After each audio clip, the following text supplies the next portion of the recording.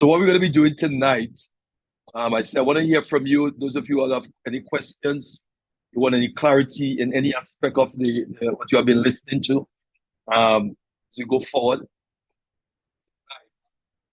All right. Because there are a lot of things I want to share with you, and I'm really doing this in basically in stages uh, before we get into really different aspects of Daniel, because there are a lot of principles and a lot of things we can learn from the book of Daniel. All right, so what we're going to do tonight, I'm going to do basically a review from Sunday. Okay, those of you who haven't looked at Sunday, try to get it. It's up on the Empowerment Temple International Live Trinidad, so you can check it out. So we have been just dabbling in terms of chapter 1, chapter 2, chapter 3 with Daniel. And we look at the whole concept of why these four Hebrew boys who are just 16, 17 years.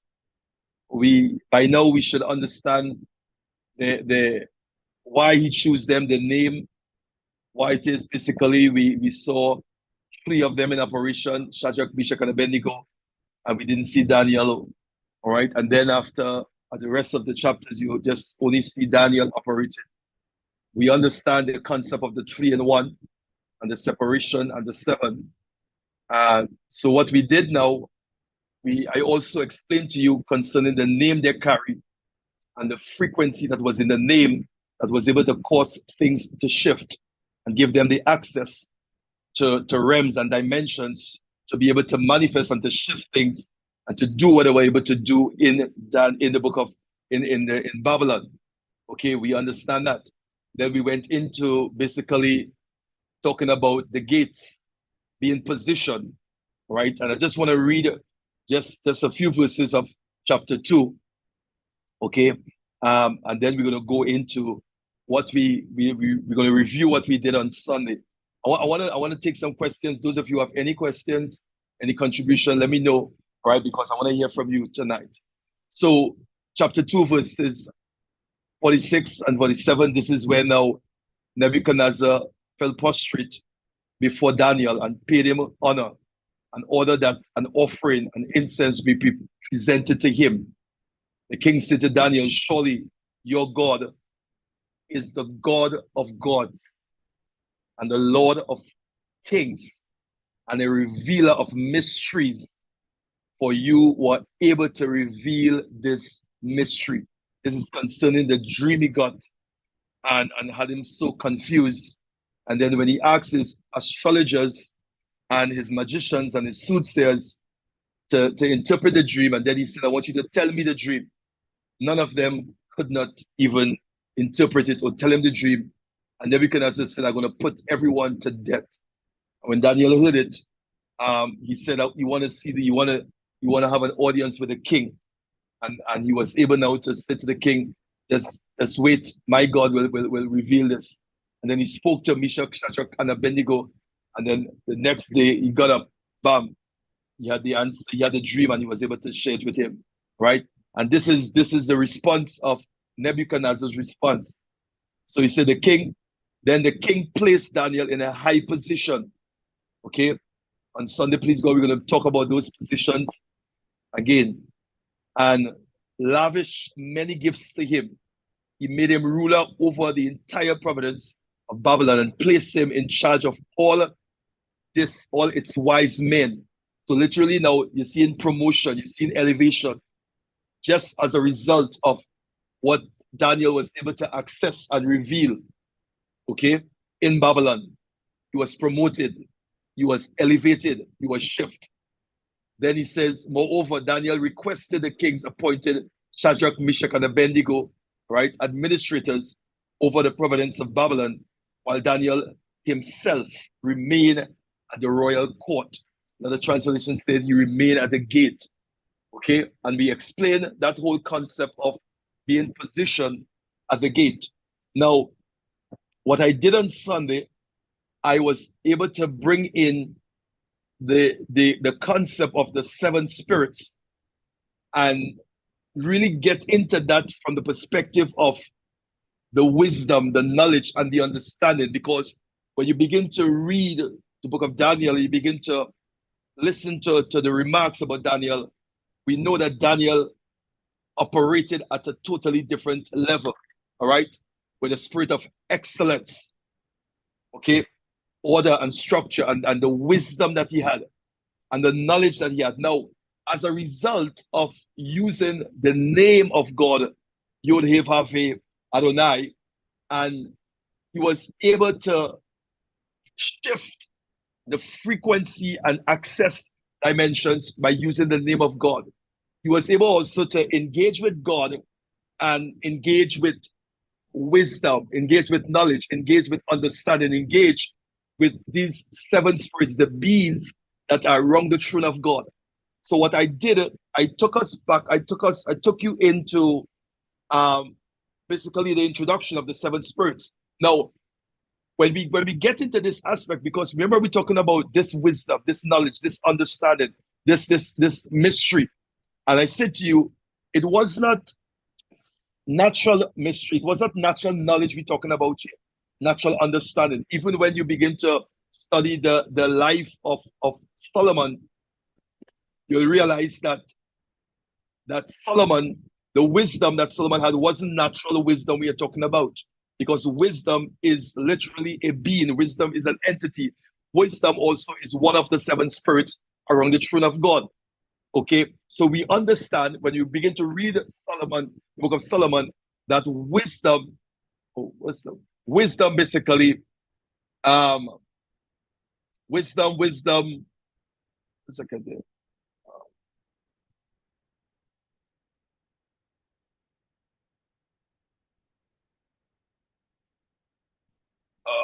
1 second, folks.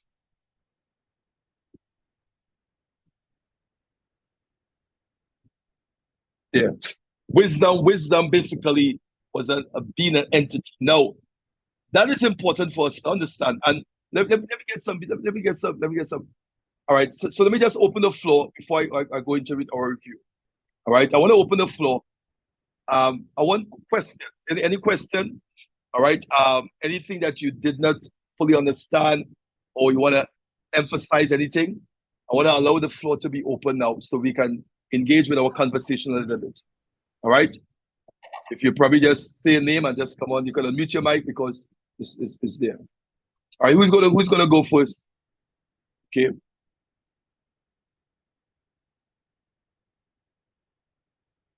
And everybody don't rush, please. Just one at a time.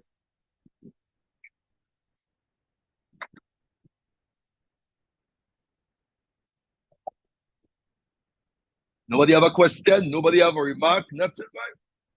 Come on. So you all understand everything about Daniel. Everything I share, you all understand.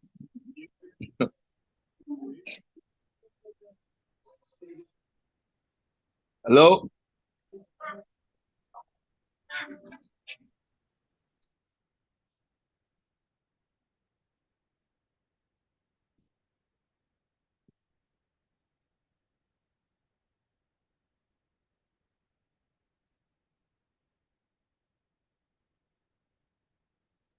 All right. Who's gonna go first? Any questions?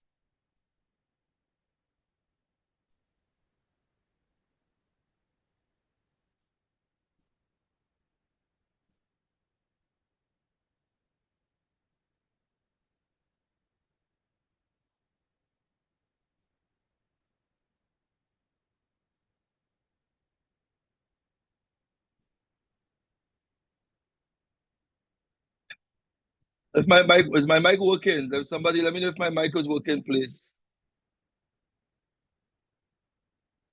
We have 30 folks on.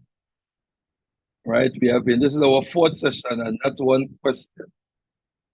So everybody understand everything.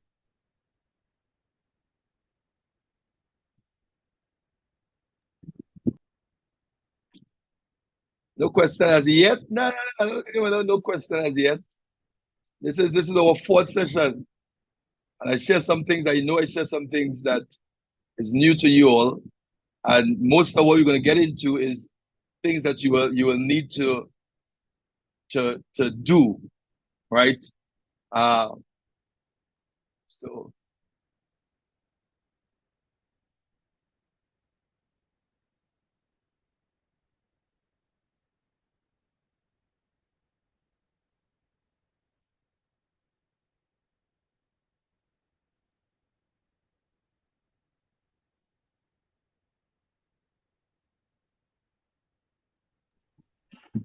how many of you read the book of Daniel? How many of you are reading the book of Daniel? Just text to me there. Let me see how many of you reading the book of Daniel?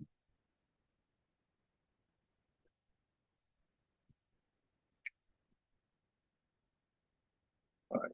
Folks, if you are not corresponding, this is Bible study, this is not Sunday. I'm not going to stay on long if you are not corresponding. It means that you all understand everything. So I will have to call it a night. All right. So if you're not talking, you got to be texting. You got to be do something. Okay. All right. How many of you read the book of Daniel? All right. I am. All right. I have read it. Okay. Wonderful. Okay.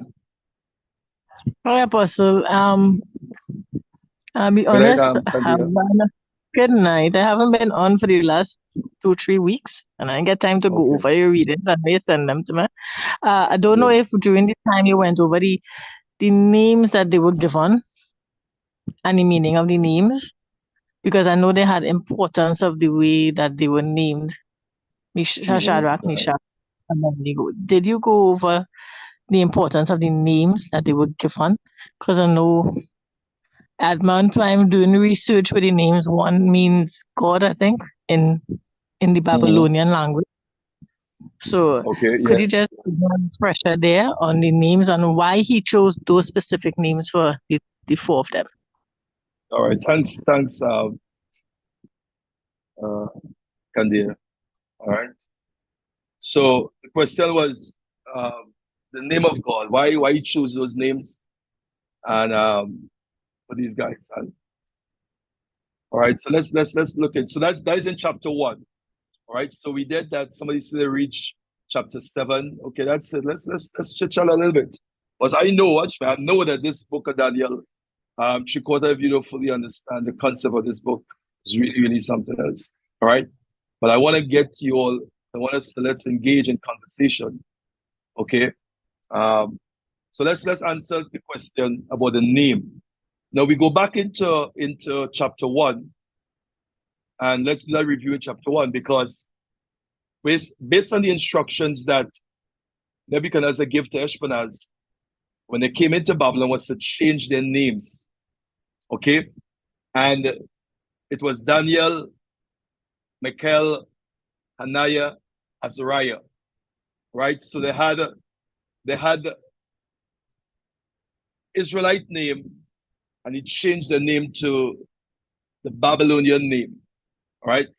Before I fully understand, I explain that question. Anybody on tonight want to just answer the question? Anybody on could tell us why the name change and what's the meaning of the name, which is something that we did.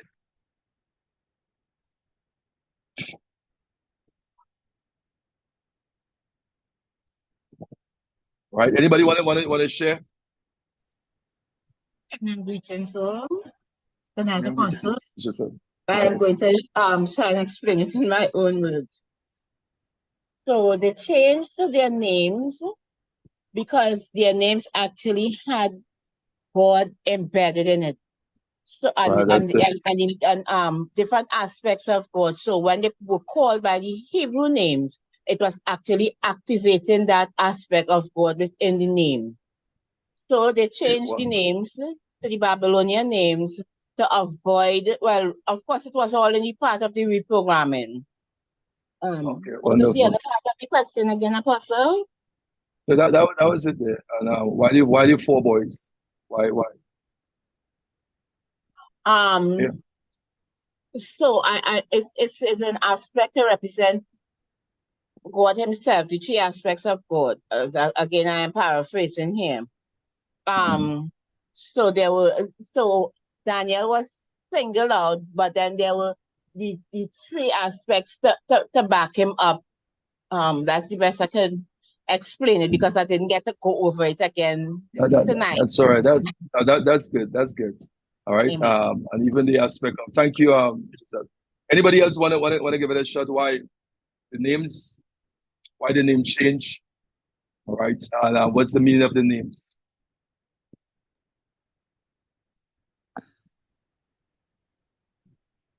Apostle, I will go with what Giselle. I reiterate what Giselle. The name changed so that because in all of their names carried the name of God, the Elion, and or the Daniel, and stuff like that. So they carried the name of God within their names. So God was with them, inside of them, the I Am was with them. So for them to have changed their names, then they would have the Babylonian name so that God's name would not be recognized there because the king realized the power of the name that they carried. Hence the reason they wanted to change, they changed their names so that they will have Babylonian names. There was another question you asked. I can't remember. Why the four boys? Why the four boys? Because they were intelligent, and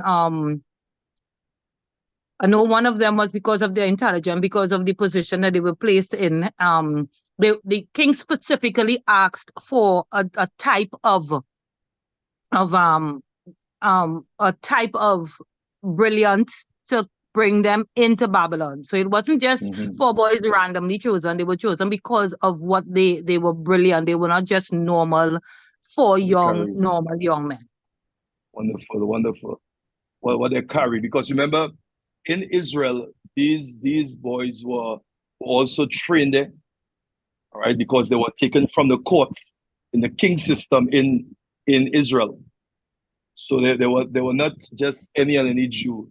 They were young guys who were being trained with Hebrew teaching, Hebrew language, Hebrew stuff. So then they knew they were being brought up in that sphere. Right? Remember Nebuchadnezzar, when you went to study, was invited to come to Israel, and he was able to see a lot of things. So he knew exactly what he was looking for. All right, thanks, Debbie. That's good. All right. Okay. Amber. All right, go ahead, Amber. Yeah. One of the things with the boys is that they didn't want the seed to continue. In other words, they didn't want them to be able to carry on a legacy, so that they castrated them. I got that. And the other part was that Belteshazzar means God with, means like God with us, or God. But it's like he's a big God. Okay. Yeah. That's it. That's all right. That's all right. Go ahead. Yeah. Okay. But it was that so that they wanted the best of the best. Yeah. And they wanted to have them for themselves, so that they would not carry on, and then they would not but they recognized that there was something special about them spiritually. Okay. So basically that. Wonderful. And other things, but yeah. Well, that's good. That's good, Amber. Anybody else before I Okay, let me try. Good evening, everybody. Kingdom greetings. Okay, why their names were changed? Their names were changed. One of their names was Hananiah, meaning Yahweh Yod He Vav has shown favor, and Meshach, meaning who is like God. Azariah, meaning Yod He Vav has helped, and Daniel, meaning my judge is God. Now, the reason why they changed their names, they changed their Hebrew names and their culture, is that so that they would forget about their previous life, and they will replace it as they replace these new Babylon names and these new Babylon culture. What they were hoping to do is that they would forget everything in the past and take on a new culture, a new religion, and a new course of life. so that they would indoctrinate them into their culture and their beliefs. So, as I said, their names, Yod He Vav He, was tied up and locked up in each of their names. So by changing their names, they were removing their God from inside of them, because they understand anytime they call their names, the Hebrew names that they were given, they were calling upon their God. They were saying Yod He Vav He. They were saying Yahweh every time their name was mentioned. So to wipe away that God, or from them calling upon that God, because when they call upon that name, they understand that God will show up. So by removing their names, what they were trying to do is removing God from inside of them and placing their gods inside of them. Hope that answered your questions a little. All right, wonderful. That's good, Sharon. All right, so everybody did well, and it was again, it was the meaning was there. Okay, Nebuchadnezzar, what he did was intentional, and it was part of that whole indoctrinating, that whole shift in their mindset, and imposing upon them the Babylonian system. It was two systems we're dealing with: kingdom system, Babylon system. Okay, and he was imposing upon them that whole Babylonian ideology and concept. And he did it for 3 years. Now also, and this should also have us thinking in the sense of the name. What's in the name? The name of God carries something. Okay, Nebuchadnezzar knew that. Okay, so you had Daniel means God is judge. So the word Daniel means God is judge. And I shared with you the word Daniel El. All right, Michael El, the El, Elyon, El Shaddai, El. Elyon is what we call the uniplural noun. Elyon is a uniplural noun, which means 3 in 1. God the Father, God the Son, God the Holy Spirit. So it's Elyon, which is a uniplural noun. So that El, Elyon, the same in Genesis chapter 1, it said, in the beginning, God. In the beginning, God. That God there in the original is Elyon, which is the uniplural noun, Father, Son, Holy Spirit, in the beginning, God, Elyon. Okay, so you saw the Godhead, the 3 in operation. So Daniel, Daniel, God is judge. So Elyon is built into Daniel's name. Nebuchadnezzar knew that these guys, these 4 boys, built, when you put the names together, it speaks specifically what God was going to do in Babylon, how he's going to judge Israel, how he's going to judge Babylon. But also, part of it means that God is going to favor them, right? There's no God like God. So the name itself carries frequency, the name of God. Yod He Vav He, all right? Elyon, El Shaddai. So by using the name, you are shifting frequency and you are tapping into realms and portals that giving you access to different dimensions. Nebuchadnezzar knew that. This is why you also wanted to change their language. Okay? So you have Hananiah, Shadrach. The Lord has favor by the Lord. In other words, the Lord has favor. It means favor. So his name was Hananiah. It was changed to what? Shadrach. Okay? And you had the whole Daniel name was changed to what? Belteshazzar. Okay, so the Babylonian name was Belteshazzar. Israelite name was Daniel. Then you have Michael, all right, or Meshach, who God is. So the name changed there. Then you have Azariah, whose name was changed to Abednego. Okay, the Lord helps. So when you begin to define now the 4 names, you realize it shows you now basically what God was going to do. Now, for me, it's good for us to know this in Babylon, but it's greater for us to know also that the name of God, what the name does, and it causes things to shift. And it's the same thing the name does for us also, by using the name in the right way. This is why to the Jews, the name is a sacred name. Okay? When you look at a Hebrew Bible, you see G and you don't see O. All right? It's just a dash. They don't even mention the name, so it's sacred. Remember, it spoke about don't take the name of the Lord thy God in vain. So the name, they honor the name. The name, it was a secret name. Why? Because they knew that with the name of God, it gave access into realms and dimensions. It caused things to shift. So it was a secret name, God sure. So Nebuchadnezzar knew as long as you keep calling these boys by their name, the godness, the God factor is going to show up in Israel. And if God is God, then Nebuchadnezzar cannot be God. And there's no other God but God. Okay? Now, so that's one of the names. So you take those 4 names of God and you place them now in Babylon.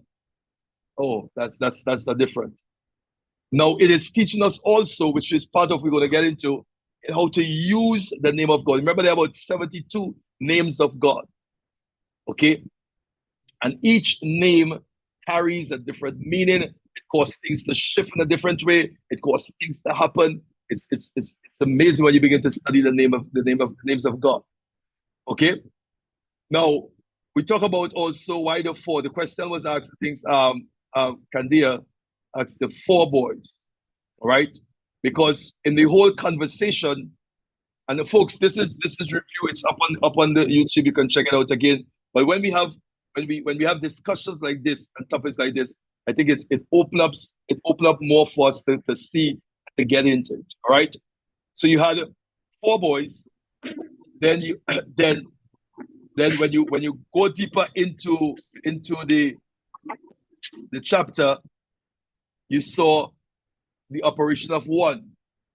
Okay. Now the number 4 is significant because the number 4 is the number of God. The number 4 is the mother of Israel, the number 4. Okay. But then you see the 4 now was split. You saw 3, Shadrach, Meshach, and Abednego. Right? Again, the number 3 is a unique number. The Bible says there are 3 that bear record in heaven. There are 3 that bear witness on the earth. So you have a record in heaven and you have what? A witness on the earth. First John will tell you that. Okay? And if you look through the Bible, you're going to see the number 3 playing off. But so you have what you have. You have 4, then you have 3. All right. So from the 3 there, then you have 1. The oneness, the unity. Daniel was the 1, so you only see in Daniel. But remember, Daniel's name means is God is judge, and his name is Elyon, the uniplural noun. So in built into Daniel, the 3 is built into Daniel. So the 4 now is really, it manifests in Daniel. So only see in Daniel, which is 1, yet the 3 was locked up in Daniel. Okay, you saw the operation of 3 in chapter 1 and chapter 2 in terms of when they build the tower. You saw Shadrach, Meshach, and Abednego, the number 3 again. Okay, in operation, there's 3 that bear record in heaven. There are 3 that bear record on earth. Okay, and then you know the uniqueness of the 3. Then also, you have 3, you have 4, you have 1, and then when you break the 4 and 3, you have 7. Okay, so that's just a synopsis on the number aspect of the splitting up with the numbers that is significant to the Israelites in the book of Daniel. All right. Any question again? Anything you want clear up again? Let's go. All right. Thanks, Kadir.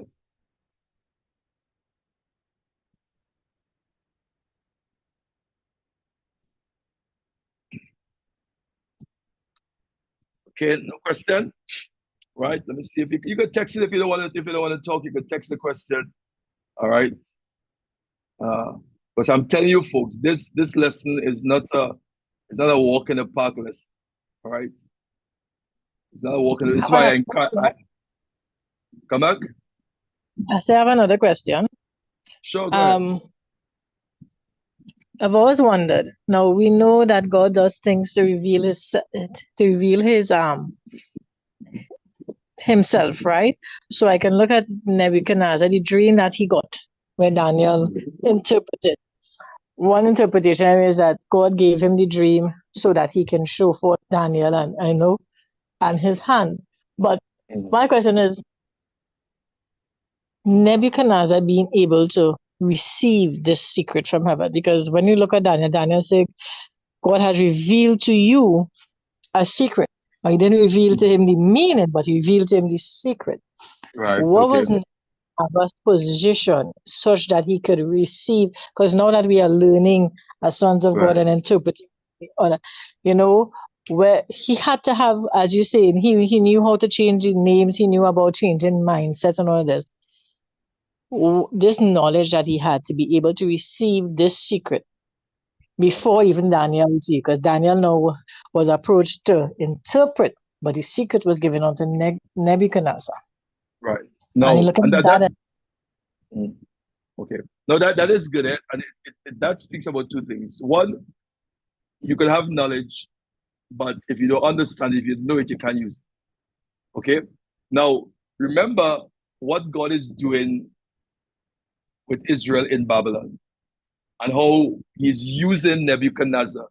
So, if you go back into chapter 1, chapter 1 says he's the one who put the king and Israel into the hands of Nebuchadnezzar. Right? He's the one that did. So in the introduction of the book, you want to have it clear that God is the one that is directing every aspect of this book in play. He's directing everything. He has a hand into everything. So, and because of who Nebuchadnezzar was, the type of king who he was, right? He was using Nebuchadnezzar to judge Israel and bring them in divine alignment, because Nebuchadnezzar, Babylon was the leading nation in the world at that time, and Nebuchadnezzar was literally a terror. But God had favored him in such a way, began to lift him up and cause him to have dominion, in a sense, over all the other nations. Okay, and he's using Nebuchadnezzar, give him the dream, but also when you begin to get into the dream now is not just speaking about Nebuchadnezzar. It's speaking about Israel. It's speaking about present. It's speaking about the future. Locked up in that dream is everything. But now he gives him the dream, but he didn't give him the interpretation of the dream. And that's where now Daniel and the 4 boys come into play. Okay, and that is basically how God did a lot of the structures in Babylon when the kings changed in different times. All right. If you go back to Darius, who was the son of Nebuchadnezzar, it's a similar scenario took place again. Again, for what? So that Daniel, his sons who are positioned there, right, could be used so the name of God could be manifest in Babylon. All right. And that's basically the aspect of the dream aspect kind of here. All right. Now, also you will notice that even when you look at from the world perspective, that God will put things in the heart of people who are not even sons. All right. You will put dreams, you will put stuff into the heart of individuals out there who are in high position, but then you will put a son in place and / daughter in place, okay, where you will give the answer, where you will give the interpretation to, right? So you will give them the problem, but you will give his sons the solution or the answer to the question or to solve the problem. And then you will see that pattern taking place in Daniel, in Egypt, in different parts as you go through the Bible. Okay, this is why, and I will just plug this in here. This is why it's important for us to take up our position in the different sectors of society. Okay, we are problem solvers. There are going to be problems. There are going to be things that is placed in the heart, okay, of these individuals who are leading. They may not be worshiping our God. They may not be serving Him, but by something that is troubling them that only a son could solve. Okay, that's where we come in now. We be in position in the right place at the right time to solve problems. And Daniel was positioned at that time. And that is the structure God used right through. All right, Kennedy, I hope that clear up anything. Thank you. Okay, wonderful. All right. Anybody else have any question? All right. So anything that you want clear up, anything that you want us to discuss, anything probably you want us to go over, okay? Because we are on the session and you don't want us to be hearing stuff, but at least you want to be clear. I mean, when all right, 1 second. When Kadea said that it also what jumped out to me is that, I mean, you could get a dream, you could get stuff, but if you don't know how to solve it, it's not going to be any effect to you. All right. You could see things, but you don't know what it means. It's not going to help you much. All right. Nebuchadnezzar got a dream, but he didn't know what it means. But it's not going to help him. Darius, the writing, the hand came out of the wall, bam, and started to write. The writing is there, but you don't know what it means. Okay. We are sons of God. Okay. We are problem solvers. And we got to be positioned in these areas. Amber, go ahead. Yes, I found when you explained the 7 spirits of God, I understood it better this time around. You know, I understood like with wisdom and knowledge. I understood it. You went it over in such a way that I was able to identify with what you were saying. Okay, good, wonderful. Yeah, because I think a lot of folks had messaged me and share this same sentiment concerning the 7 spirits, wisdom, because those guys were able to tap into wisdom. Where they get that from? All right, that kind of knowledge, where they get that from? All right, so getting into that aspect is it's important for us. All right, anybody else again?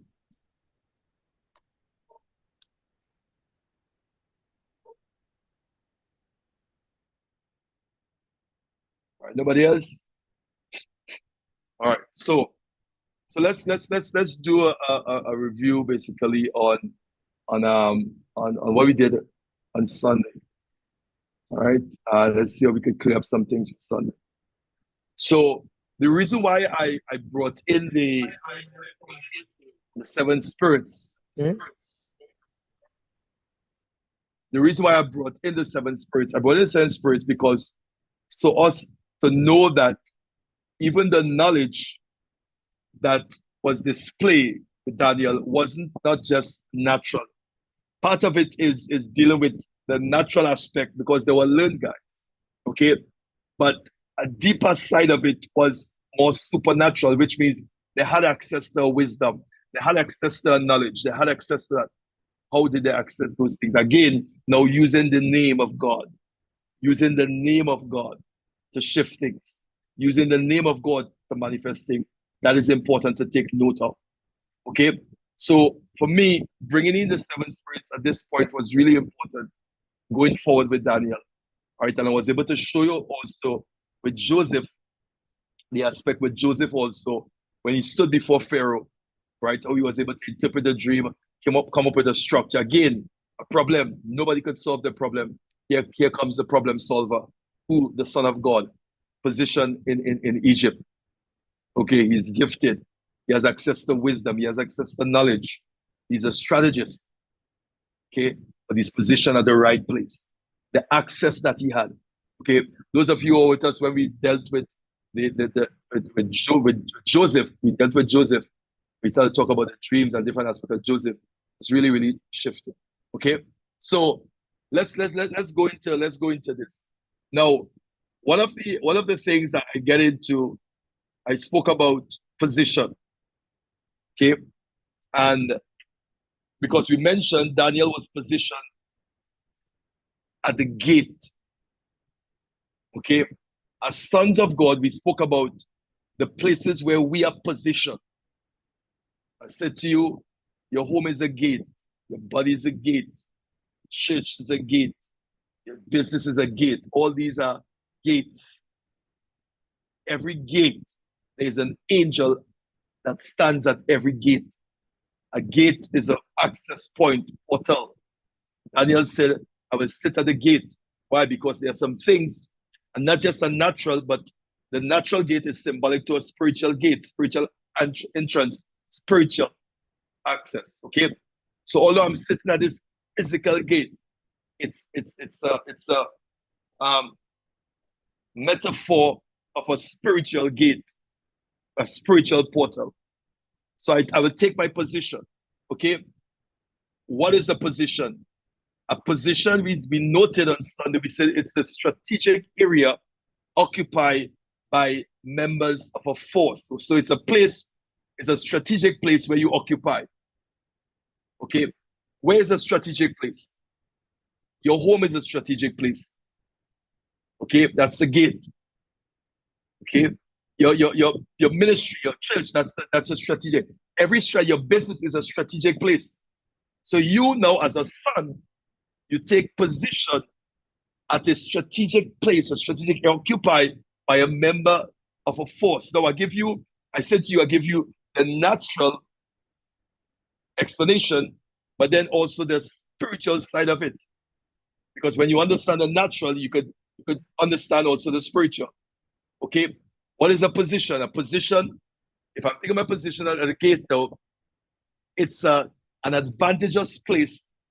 So which means my position give me a place of, I'm at advantage of my enemy. I'm at a place of advantage.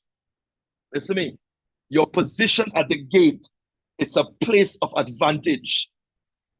Now, take for instance, I said to you, your business is a gate, and at every gate there's an angel. So there are people who have gates, and there are angels at the gate, but they don't even know that. You as a son of God, coming into this revelation and coming into this understanding that, hey, my house is a gate. My body is a gate. My business is a gate. And at every gate, there's an angel at the gate. It's an advantageous place or location. So normally now, I know I am at a place of advantage over the enemy, over everything. I am positioned at a place of advantage. Oh, I want you to get that, okay? The gate, let's talk about the gate of the city, the gate of the country. Where are the gates of your country? The east gate, the south gate, the west gate, the north gate. Those are gates, cardinal points. Those are gates. They are anything that comes into a country, a city, must, I'm going to say it again, come through the gates. When you understand that anything that comes into your business has a gate, your family has a gate, it's a place of advantage. So you know, as a son of God, coming into this revelation, coming into this understanding, no, I am positioned at a place of advantage because I am at the gate. So anything coming in, I'm a place of advantage. So it put me ahead of a lot of things. It's a location, a social standing or status, all that. So let's talk about location, position. So location, so it could be a place. Okay, then social standing or status, which means now, so the president position, that's a position. Okay, but again, you have different position in the company, different position in whatever business whatever company you're working for, different position. That's a gate. The manager, the supervisor, the director, those are positioned there. That becomes a gate. You are positioned there. It becomes a gate. Okay? It's a post of employment. It's a job. All right? The area for which a particular player is responsible. So you're bringing those also is a position. Now, somebody who plays whatever, a football, whatever, cricket, you have a position. What position do you play? All right? Forward, if you play basketball, forward, you're the leader. You know what position? So it's a position. It's a place where you function. So that's your position. Okay? Now, then we look at it now from the other aspect. It's the right or operative place, or the right or the operate place. Okay? It's a position to engage.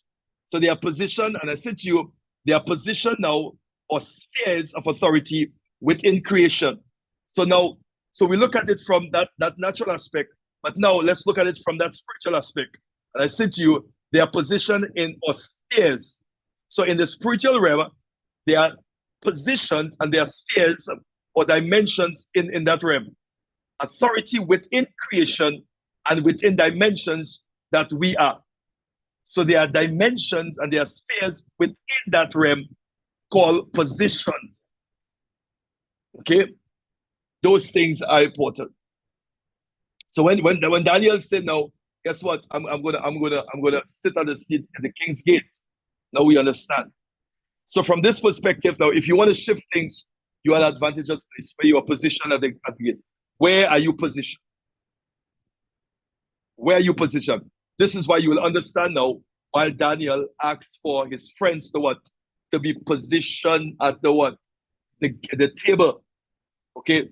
Now I don't know. I know we have folks from Suriname, different countries here, right? When you want, for those of you around, your child is coming up and you want your child to go, your son or your daughter to go to a specific school. What do you ask? You ask for if you know anybody in any position in that school, because the person who have a position in the school have a say and they carry some weight. Position. We talk about position here. Okay, understand what position does. Even we could take it back to like we are positioned as sons of God. You are positioned in Mount Zion, a position of advantage, a position of authority. Okay, your position as a son in Mount Zion don't change. And you will always hear us say, your condition don't change your position. Okay, so that's your position. Now, one of the scriptures I mentioned to you, this is review we are doing, folks. One of the scriptures was 2 Chronicles 16:9. 2 Chronicles 16:9. And 2 Chronicles 16:9 says, "For the eyes of the Lord move to and fro throughout the earth, okay, that he may strongly support those whose heart is completely his." Now, if we go back into Revelation chapter 5, verse 2 there, we talk about the 7 spirits around the throne of God, which he has sent out into the earth, which the sons of God, that's you and I, must engage with, because one of the functions of the 7 spirit is to mandate us. Okay, we talk about mandate on Sunday. Okay, now, so in Chronicles here, 2 Chronicles 16 and verse 9 says, "The eyes of the Lord run to and fro." Right? How? Through the 7 spirits going to and fro, right, throughout the earth, that he may strongly support those whose heart is completely his. Now, he's looking for, listen, for sons. All right? There are those of us whose heart is strongly turned, all right, to support those whose heart is completely his. This is why, and let me just plug this in here. This is why some of us, that there's a stir on the inside. There's an unsettledness on the inside of your heart. Okay, you probably can't put your hand on it. Even for those of you who started, you couldn't put your hand on it, but you know something stirring on the inside. Isaiah said, "The eyes of the Lord move throughout the earth." Revelation chapter 5 says God has sent out the 7 spirits throughout the earth, right? That he may strongly support those whose heart is completely his. Okay, this is why normally we say that mysteries, this is not for everyone. This is why we said that this is a season and a time for the birthing of sons, because there are sons who are out there in the earth whose heart is turned. Okay, the eyes of the Lord, the 7 spirits, are in the earth looking for those individuals, looking to engage with you, because there's something that's going on the inside of you. So the 7 spirits will engage with those whose heart are God's, and listen, and whose desire is to operate as sons of God. This is clear, folks. I want you to catch this. Okay, the 7 spirits. First, 2 Chronicles 16 verse 9 says, The eyes of the Lord run to and fro throughout the earth. All right? Guess what? He's looking. The eyes of the Lord moving to back and forth. And he's searching for what? Who? Who strongly support those who are completely his. Then he said in Revelation 5, I've sent forth the 7 spirits throughout the earth. And the 7 spirits now will engage with those who are gods and whose desire is to operate as sons of God. So it is showing us now that we have divine assistance. Okay? And let's go into Isaiah 11:2, which is what we look at on Sunday. Right? This is what we look at on Sunday. Isaiah 11 and verse 2, what it says, the Spirit of the Lord. And in Isaiah 11 and verse 2, it gives you a breakdown of the 7 spirits. And also, it gives you, I said to you on Sunday, the breakdown in Isaiah 11 and verse 2, these are not manifestation of the Holy Spirit, which I also confirm to you as I show you the text in Revelation. These are manifestation. These are not manifestation, but the 7 spirits are beings and entities that are in around the throne of God. That's who he sent out, who is looking for, all right, those who desire is to operate as sons of God. Okay, this is what we call the Joshua generation, the Joseph generation. This is the birthing of sons. Okay, here what Isaiah 11 and verse 2, it says, the Spirit of the Lord will rest upon him, the Spirit of wisdom. Look at it. So number 1, the Spirit of the Lord. That's 1. The Spirit of wisdom, and we was able to break it down. The Spirit of understanding, the Spirit of counsel, the Spirit of might, the Spirit of knowledge, the Spirit of the fear of the Lord. So you have the 7 number out there in Isaiah 11 and verse 2. Now, somebody will say, well, Dr. Cummins, how we engage with this. Okay, now it's 7. So, and I took you back into the intimacy aspect with Adonai. Because everything starts with intimacy. This is why you cannot talk about the 7 spirits. You cannot talk about even it with Daniel and not talk about sonship. Because those guys were sons of God. Those guys were sons. And they operated like that. Okay? So the aspect of engaging with God, Yahweh, Adonai, Yeshua, engage with him. Okay? When you engage with him through intimacy, you ask him to introduce you to the 7 spirits. Introduce you to 1. Let's say wisdom. Let's say understanding. Let's say counsel. Introduce me to counsel. All right? But it always starts with that intimacy with the Father. Okay? Because now, then identity will be revealed, then purpose also will reveal. And this is the whole concept right there. So it's not just about for me, I want to engage with the 7 spirits, yes, but remember to engage with the Father, because the 7 spirits are looking for you, who heart is turned. But also remember Chronicles said that the eyes of the Lord move to and fro throughout the earth, right? That he may strongly support whose heart is completely his. So you have the eyes of God is searching, all right? Is searching for those who are hungry, searching for those who have a desire, searching for those who want more than the mundane and want more than just the religious stuff. Okay, searching, there's a pant in your heart. So he's running to and fro. And then now, Revelation say, I've sent forth the 7 spirits, all right, to engage with you and looking for those whose desire is to operate as sons of God. Now, by showing this, I'm showing you also that it is the desire of God for us. God wants to engage with us. He wants to lead us into that realm. He wants to show us mystery. He wants it more than we want it ourselves. So he put this structure in place.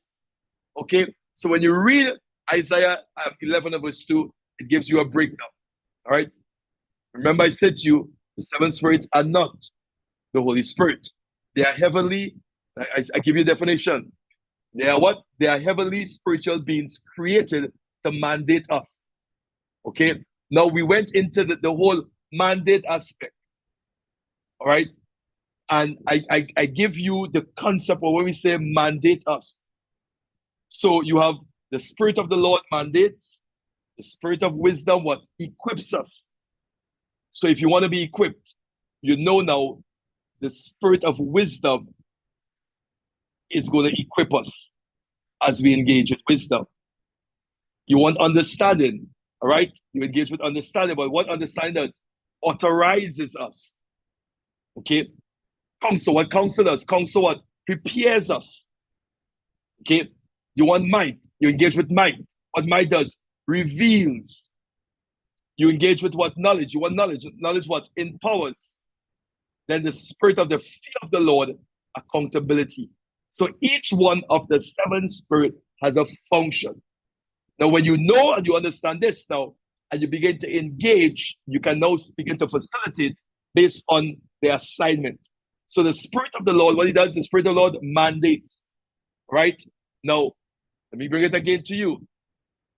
They are heavenly beings created to mandate us. Okay? Train us, equip us to function as sons of God. Are you there with me? They are there to mandate us. Now, let's go. If you talk about mandate, what is mandate? Because somebody will ask, well, mandate, what's mandate? Okay, mandate is an official order, a commission to do something. Because remember, they are moving with an assignment. They are sent. Okay, they are sent. Okay, they are sent out. And anything that is sent, they have a purpose, they have an assignment, they have a mandate. So they are also now to mandate us. So they are what? Heavenly spiritual beings. Now, you know, they are not angels, but remember, if for most of us, we classify every being as angels. But from the understanding, all the beings are not classified as angels. There are different categories, and different canopies, and all that stuff when it comes to these beings. So they are heavenly spiritual beings created what? To mandate us, to train us, and to equip us to function as sons of God. So mandate us, equip us, and train us to function as sons of God. Okay? So when you read Daniel, and you read about Joseph, and you read about the wisdom and the knowledge and the understanding and the ability to interpret it, these are not natural abilities.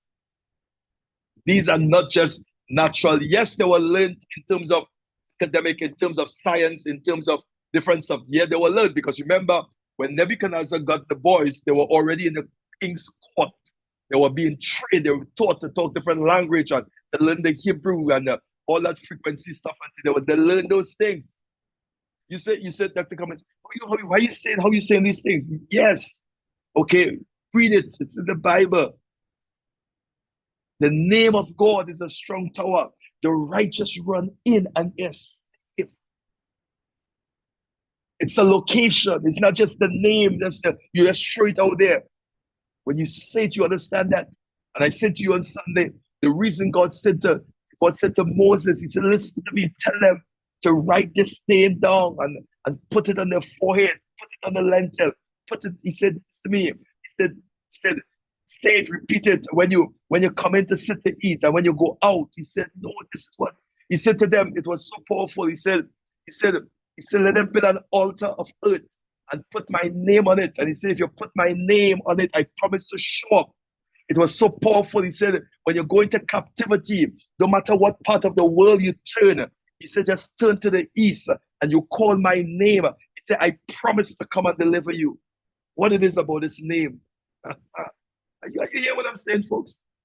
He said, I promise to come and deliver you. So that when you look at the history of Israel, they went into captivity and they were being break into submission. And then they will call, God will raise up a judge. They will call upon the name of God. Everybody will call. I said to you on one of the teachings, Israel was most disciplined. They worshiped God more in captivity than when they were free on their own. When they were free on their own, they worshiped more idols than they worshiped God. It's not amazing. When they were on their own, they were free in Israel. They worshiped more idols. When they were in captivity and in bondage, they worship, they call upon God more. And God show up for them. Then it tells us why sometimes some folks have to go through stuff. All right? Because some people will not call upon God when they won't submit, surrender, and sacrifice unless they're to the bottom. It's just that's how it is. All right, that's how it is. All right, so you have been clear so far. All right, so we're just doing a review. Let's go 5 minutes and we're gonna bring it in. All right, for those of you who stayed on. Okay, now look at it. So spiritual beings created to mandate us, train us, and equip us to function as sons of God. So part of our maturity, okay, part of the structure that God put in place for maturity is the seven spirit. All right, part of it, of maturity, is wisdom, knowledge, understanding, counsel. All right. Notice this. It's right there. So they are the testators. So they are the what? The testators of the New Testament. All right, the covenant of adoption, and our tutors as sons. So it's important for us, folks, let me say this to you, to begin now to intimacy with the Father, engage with wisdom, engage. When you get into that place, ask Adonai. Okay, God, you said that you have sent out seven spirits into the world. All right, their eyes are to and fro, they're looking. God, I probably haven't met them yet. Talk to me. Tell me about them. Go ahead, Candia. No, as you were just going over there, the seven spirits. When I first realized it, which is that the spirit of the fear of the Lord. That to me was a shocker, because you're growing up and you're hearing about the fear of the Lord, and you thought the fear of the Lord was, something like faith, but to realize now that it is actual spirit, an entity. The fear of the Lord is an entity come upon you and teach you stuff. That to me was a real eye-opener, because you was brought up thinking fear of the Lord is just something almost like an emotion, like how feelings.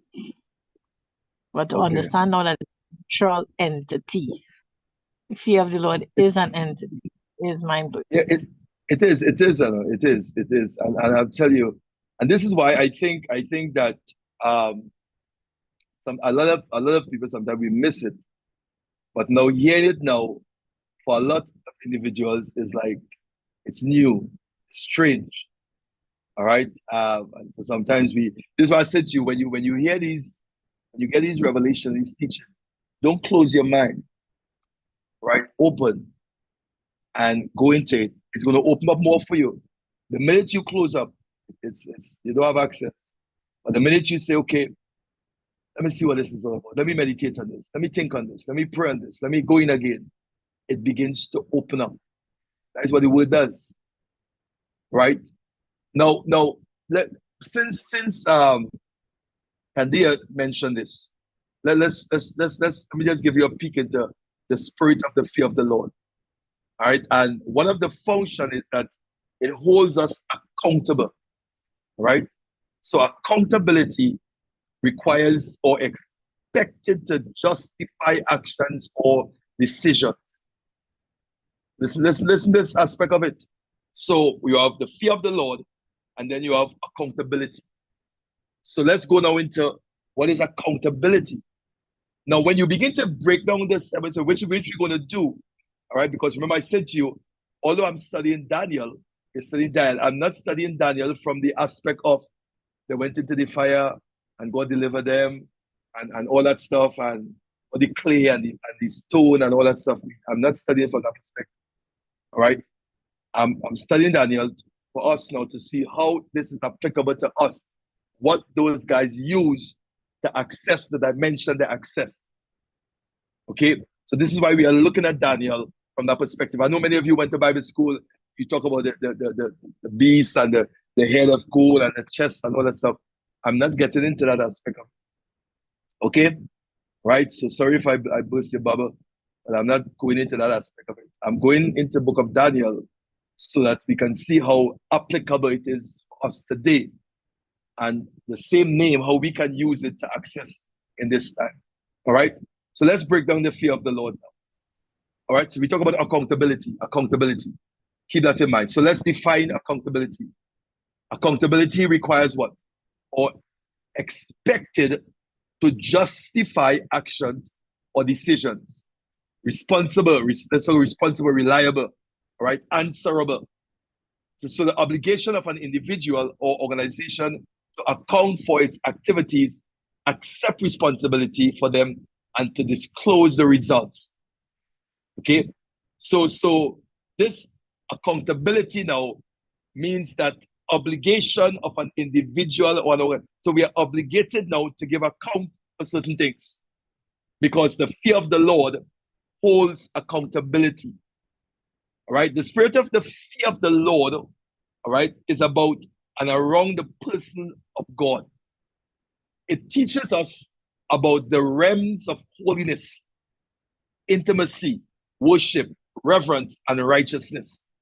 Now, when you begin to engage the fear of the Lord, because remember, we already established the heavenly spiritual beings, all right, around the throne of God, we said that these are beings, okay, that they were sent out for us now to engage with them.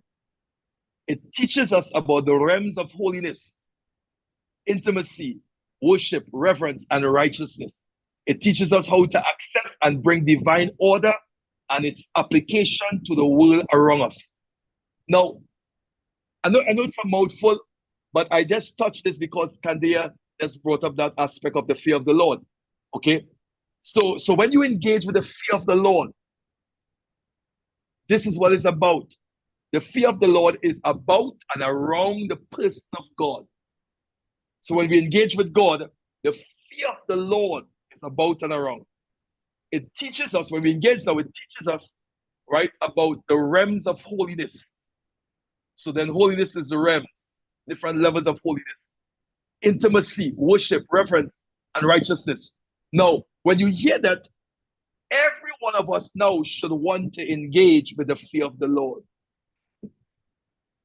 Come on. This is another level, it's another dimension.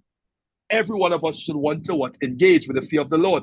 It teaches us how to access and bring divine order.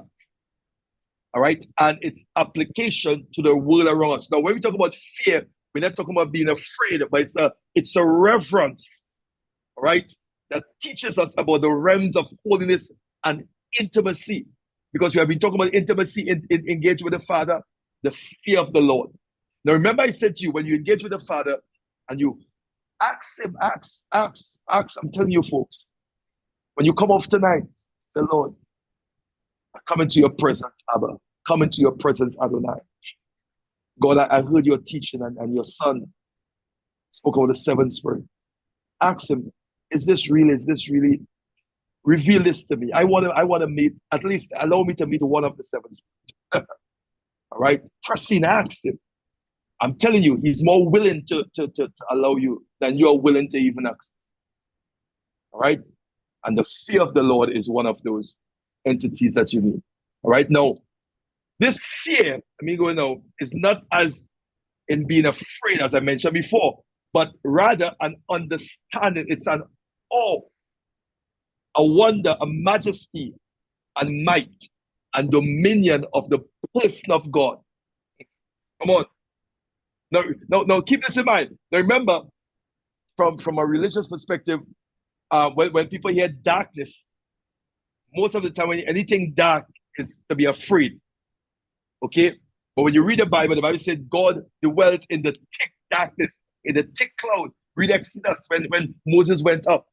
All right? It's in the thick cloud, in the thick darkness. That's where God dwelt. That's where God dwelt, in thick darkness. Okay? So a lot of terminology and concept in terms of that brings certain kind of restriction to our mind is as a result of things that we heard. Okay? So this fear is not being afraid. It's a reverence, an awe, a wonder, It's the majesty, might, dominion of the person of God. The spirit of fear of the Lord brings accountability for position, right? And this position is natural position, spiritual. It brings accountability for position.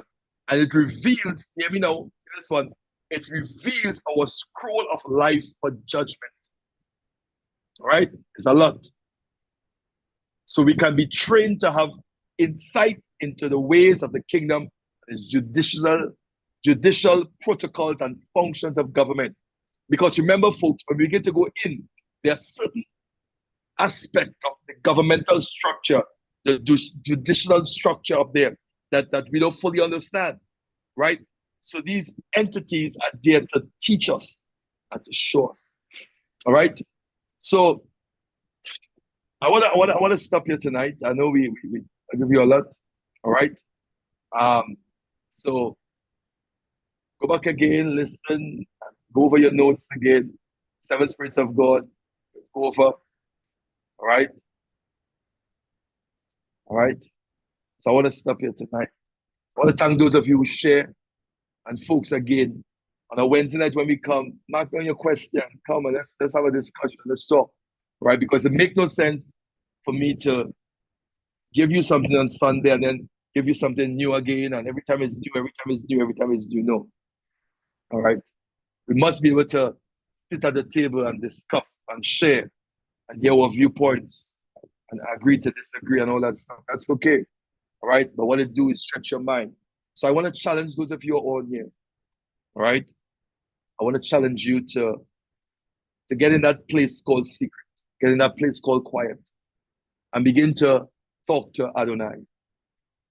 All right. Begin to engage with him. Okay. Your identity will be revealed. You're gonna know yourself. You're gonna know God, and you will know your purpose. Okay. Ask him to bring the scriptures. All right, bring the scriptures in Revelation 4:1 and Revelation 5:2. Bring the scriptures in 2 Chronicles, Isaiah 11:2. Bring those scriptures, 2 Chronicles 16:9. Bring the scriptures. The Bible said, "Bring me in remembrance of my word." So when you go in the presence of God, you take the scripture and say, "God, this is what the word says. This is what it says." You tell me about the 7 spirit. I haven't met any yet. Tell me. I want to meet. I want to meet wisdom. I want to meet understanding. I want to meet the fear of the Lord. Say, Lord, I heard what Dr. Cummins explained to us, what the fear of the Lord does. And say to him, God, I want to engage with the fear of the Lord. And be consistent. Consistency breeds result. Be adamant. Be consistent. Be persistent. Going back in. Come on. Remember Jacob said to the angel, "I'm not going to let go until you bless me." All right. He said, "I'm not going to let go until you bless me." So when I was going to Jacob, when I was going to Laban, I had an encounter with an angel. When I get up, I wasn't sure this. I didn't know God was in this place. I wouldn't know. So I missed out because I didn't know. But I'm going back now to meet my brother, and an angel came. This time, I'm not going to let you go. This time, you will bless me before you leave. The first time I met you, I didn't know. So I missed it.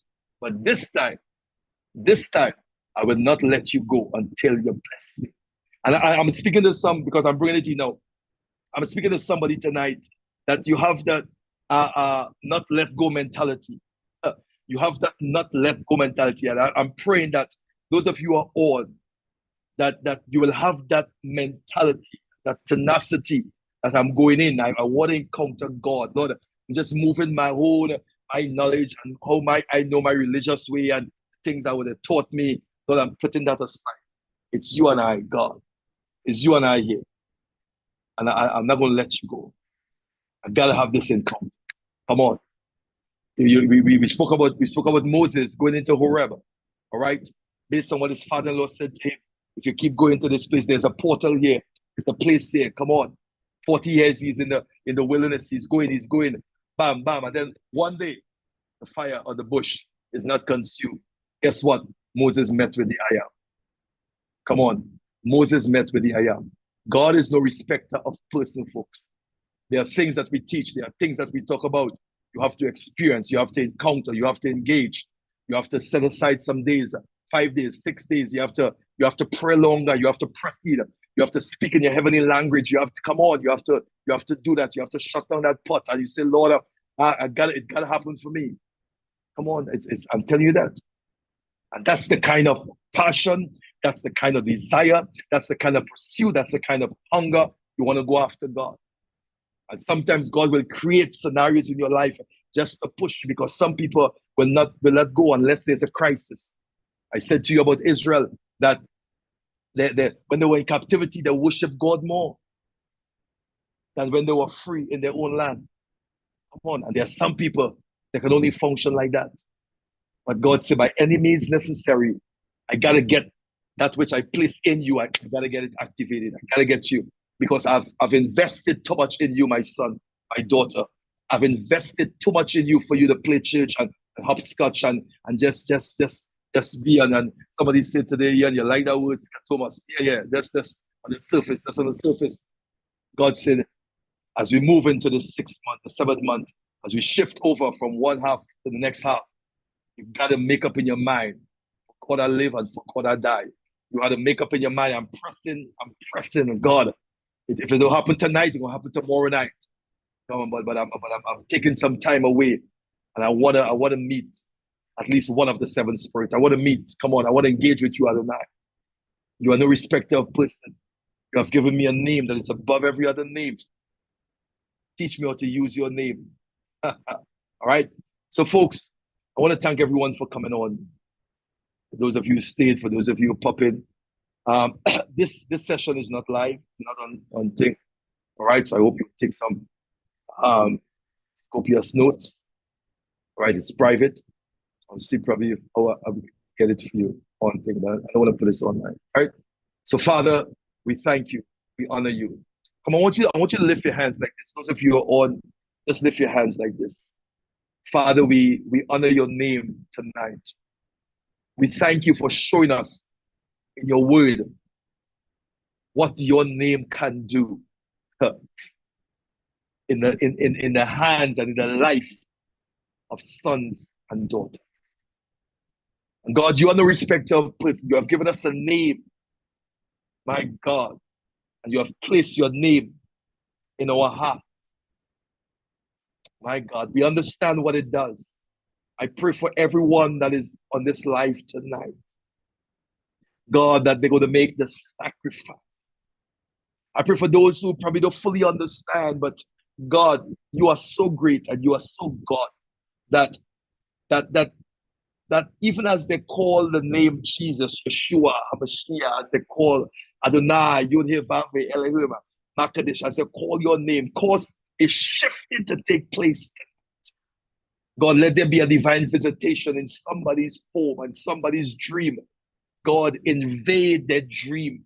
God, I pray for you. I pray, my God, that, my God, divine permission and provision is going to be given.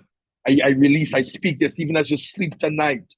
My God, even as you sleep, no matter what church you're from, no matter what denomination you're from, as long as you're connected here tonight, you're hearing this word, I decree and I declare a divine visitation tonight. May you encounter God. May you have an encounter God like never before, that your mind will shift.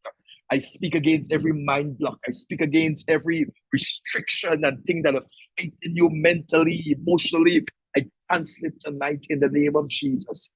God, as we study Daniel, God, I engage with wisdom. I engage, oh God, with the 7 spirits. I engage with wisdom. I engage with knowledge, Father. I engage with wisdom, understanding the counsel. My God, Father, knowledge and fear of the Lord. Father, you said you have sent out the 7 spirits into the world. God, let them locate your sons. I speak to you tonight. May you be located. Listening. May you be located. God, you said that the eyes of God, your eyes are moving to and fro throughout the earth, that you may strongly support those who heart is completely his. God, I decree and declare that the eyes of God move through somebody's home tonight. Let the eyes of the Lord move through somebody's dream tonight. My God, I decree and I declare that the eyes of the Lord will move through your home. My God, move through your ministry, move through your business. Let the eyes of the Lord, my God, Father, we thank you. We thank you for the seven spirits. We thank you for Paracletos, Holy Spirit, the comforter, friend, the advocate. We thank you. Thank you, Holy Spirit. Thank you for Yeshua, our big brother, who is at the right hand of God.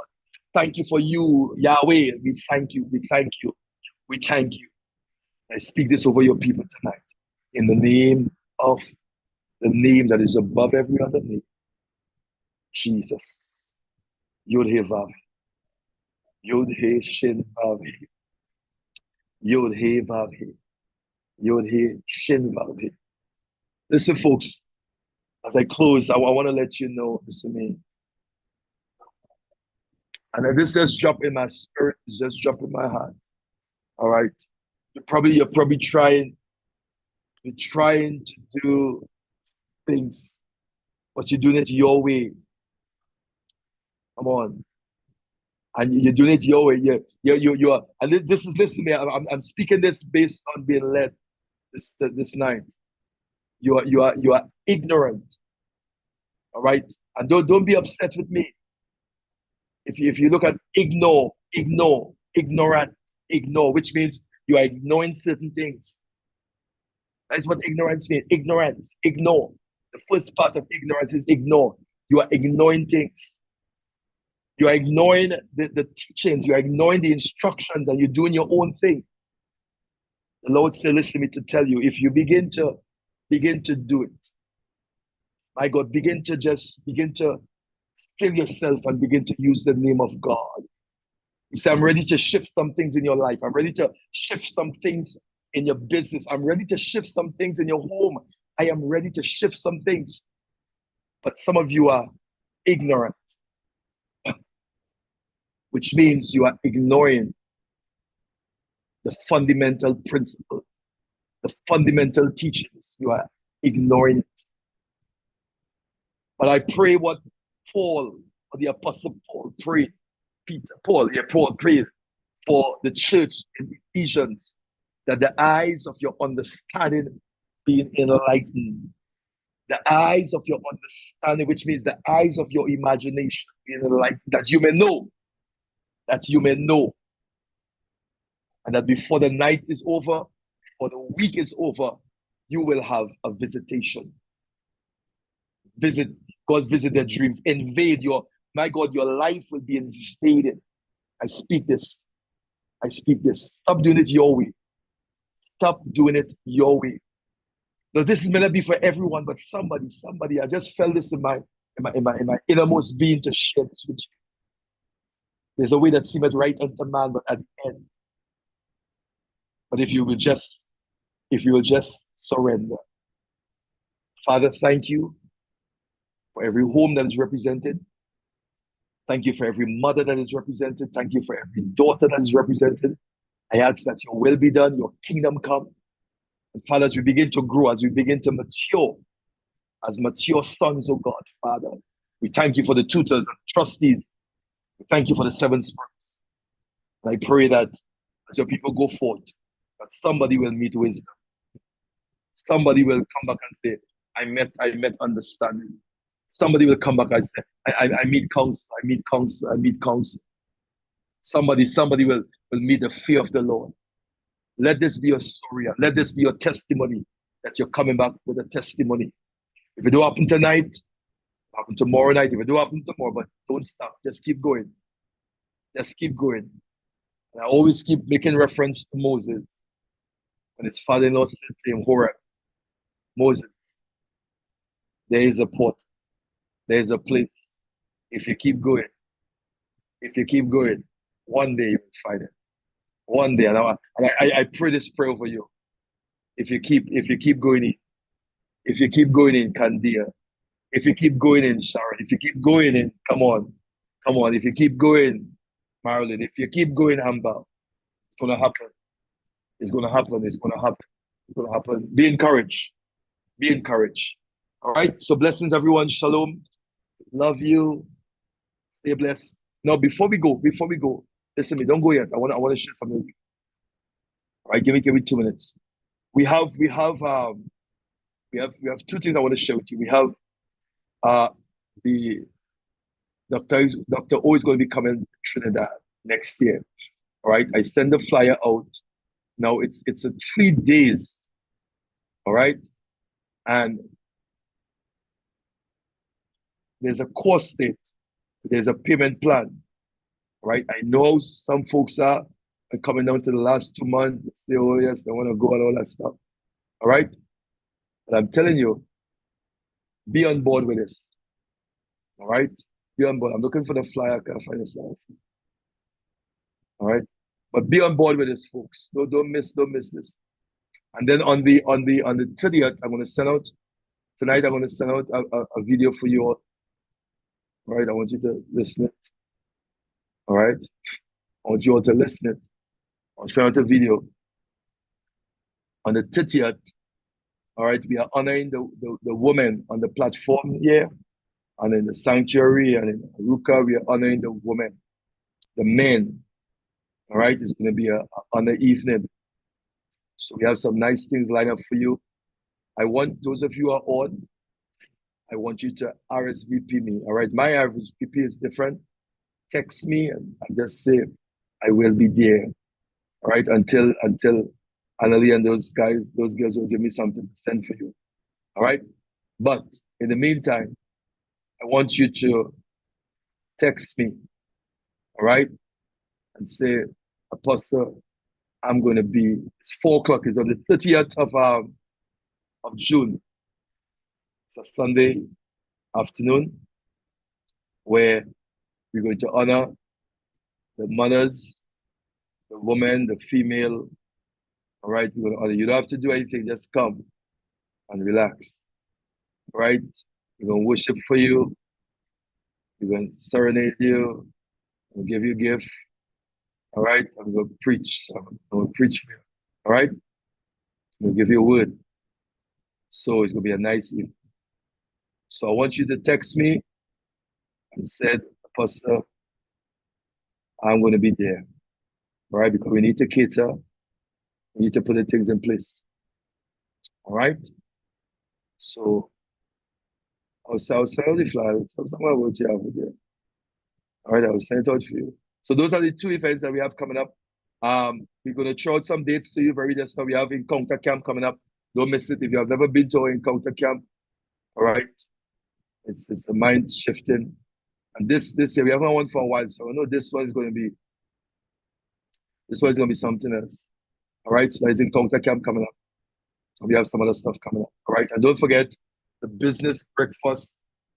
All right, in the Bonnet area, we're going to be up there. I'm going to be there during the 22nd. All right, where we're going to have breakfast and business meeting. You have to register. You have to register for that one. All right, you have to register. As long as you have a business, you have a gift, you have talent, you have something we can work with. All right, that's going to be for you. So, all right, you can find it. All right, register now, 2025, the Lumini Foundation, yes. Now, 27th to the 29th of March, 2025. When he was in that session with Dr. O, I wish, no, listen here, I wish, I really wish, my heart desire was all of you be there. Honestly, that's my heart desire for every one of you to sit in that 3 days of Lumini Foundation with Dr. O. It's life-changing. It's something else. All right. Apostle Encounter Camp when please. All right, somebody say when I'm back. All right. Remember that? Okay.